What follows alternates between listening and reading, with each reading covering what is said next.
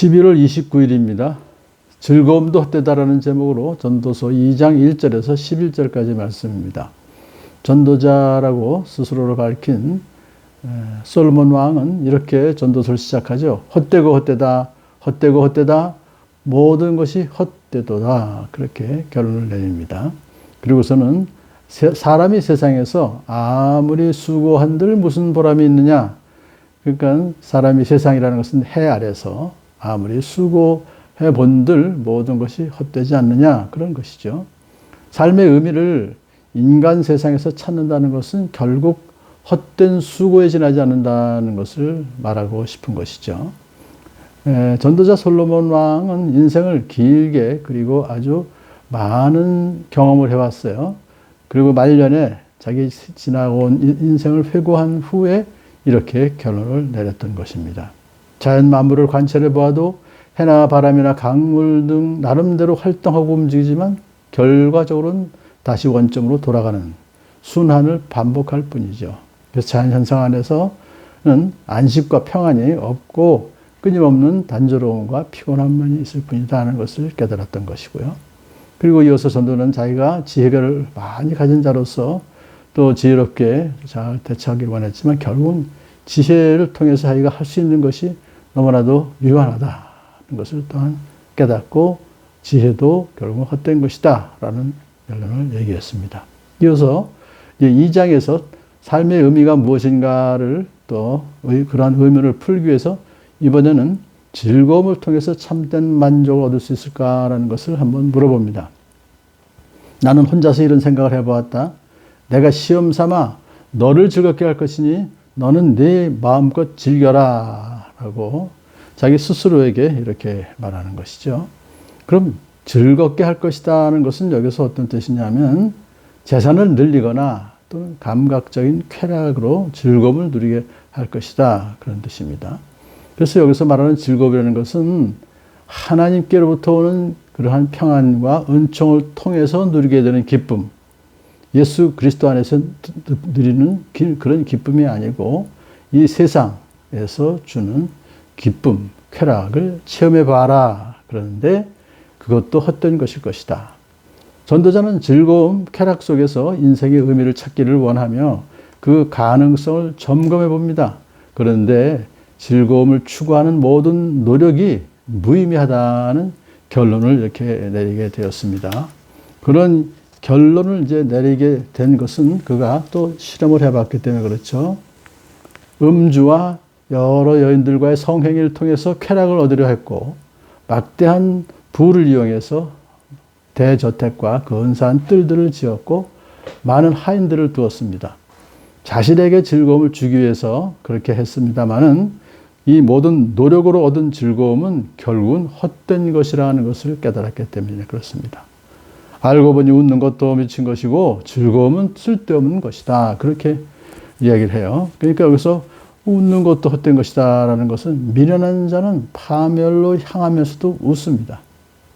또 쾌락주의자들이 웃는 웃음은 그들로 하여금 하나님을 아예 떠나게 만드는 것이고 결국 더 깊은 슬픔에 빠지게 되는 것이죠.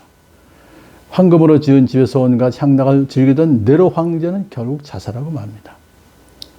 이에 전도자는 가장 감각적인 즐거움을 제공하는 술에 대해서 언급합니다. 지혜를 갈망해온 나는 술로 내 육신을 즐겁게 하고 낙을 누려보려고 마음 먹은 적도 있다. 이렇게 사는 것이 짧은 한평생을 가장 보람있게 사는 것이라고 생각했다. 그러니까 그런 술로서 자기를 즐겁게 하고 낙을 누려보려고 해서 그렇게 한 거죠. 그러나 그것은 어리석은 생각이었다. 그러니까 지혜를 갈망해서 그렇게 해보려고 했지만 결국은 그렇게 하는 행동은 지혜롭지 못했다는 것을 뒤늦게 깨달았던 것이죠. 또 이어서 이렇게 말합니다. 나는 여러 가지 큰 일을 성취하였다. 궁전도 지어보고 포도원도 만들어보고 정원과 과수원도 만들어보고 숲에 물을 데리고 저수지도 만들어보고 나를 위하여 그렇게 했다는 것이에요. 그러니까 여기서 나를 위하여가 8번이나 언급된 것을 보면서 이것은 솔로몬이 자기의 세속적인 쾌락과 즐거움을 위해서 얼마나 애썼는지를 잘 보여줘요. 솔로몬 왕은 왕궁과 처들을 위한 궁전들과 성읍들을 많이 건축했어요. 또 그토록 큰 사업을 하면서도 아무런 의미나 유익을 얻지 못했던 것이죠. 그런 한때 에덴 동산과 같은 이상적인 자연 환경을 자기 힘으로 만들어 보고 싶어 했던 것입니다. 더 나아가서 그는 남녀 종들을 사들이기도 하고 집에서 시종들을 태어나게도 했다. 나는 또한 수많은 소와 양과 같은 가축들을 가져보았다. 그는 정말 대단한 부자가 되어보기도 한 것이죠. 왕들이 가지고 있던 여러 나라 보물, 금은도 모아보았다. 스바 왕도 솔로몬 왕의 지혜를 얻기 위해서 올 때 많은 보물을 가지고 왔었죠. 또 이렇게 말합니다. 남녀 가수들도 거느려보았다. 이것은 이 가수들은 성가대원들을 말하는 것이 아니죠. 어떤 축제나 연회석 등에서 흥을 돋구기 위해서 노래하는 가수들을 가리키는 것입니다. 더 나아가서 남자들이 좋아하는 첩도 많이 거느려 보았다. 많은 첩들을 통한 육체적인 쾌락을 얻어 보았다. 그런 뜻입니다. 그리고 나서 이제 그는 드디어 나는 일찍이 예루살렘에 살던 어느 누구보다도 더 큰 세력을 가진 사람이 되었다. 아마 아버지 다윗보다도 더 큰 영토를 가지게 된 것이고 부도 그 누구보다도 많은 부를 갖게 되었죠. 그리고서는 지혜가 늘 내 곁에서 나를 깨우쳐 주었다. 여기서 말한 이 지혜는 여호와를 경외함으로 갖는 지혜가 아니라 육신의 정욕을 추구하는 세상적인 지혜까지도 포함한 넓은 의미의 지혜를 이해해야 됩니다. 그래서 전도자는 나름대로의 객관적 시각에서 자기가 지혜를 갖고 있다. 그렇게 말하고 있습니다. 자, 이렇게 해서 정말 그는 원하는 것을 다 얻었어요. 그렇게 고백을 해요. 누리고 싶은 낙은 무엇이든 삼가지 않았다. 나는 하는 일마다 자랑스러웠다. 이것은 내가 수고하여 얻은 나의 몫인 셈이었다. 그는 그 삶을 참 그렇게 모든 것을 하고 싶은 대로 다 해보고 또 그리고 낙도 다 즐거움도 누려본 것, 이것은 자기가 수고해서 얻은, 자기가 노력해서 얻은 결과다. 그렇게 말하고 있는 것입니다.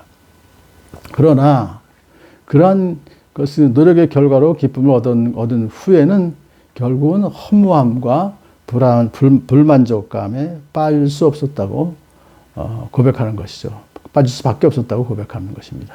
이렇게 말합니다. 그러나 내 손으로만 성취한 모든 일과 이루려고 애쓴 나의 수고를 돌이켜보니 참으로 세상 모든 것이 헛되고 바람을 잡으려는 것 같고 아무런 보람도 없는 것이었다.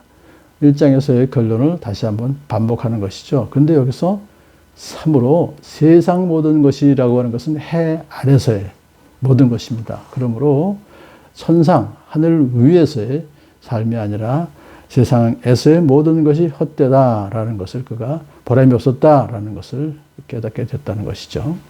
이렇게 오늘 2장에서 전도사가 깨달은 것은 즐거움을 통해서 또 인생의 의미를 찾을 수 없었고 쾌락을 채운다고 해서 인생의 의미가 채워지는 것도 아니고 또 아무리 크게 성공한다고 해서 끝까지 즐거운 것이 아니라 즐거움은 잠시뿐이라는 사실. 그리고 즐거움 뒤에 찾아오는 공허함이 더 클 뿐이라는 것을 그가 깨닫고 즐거움도 헛되다 이렇게 고백을 하고 있는 것입니다.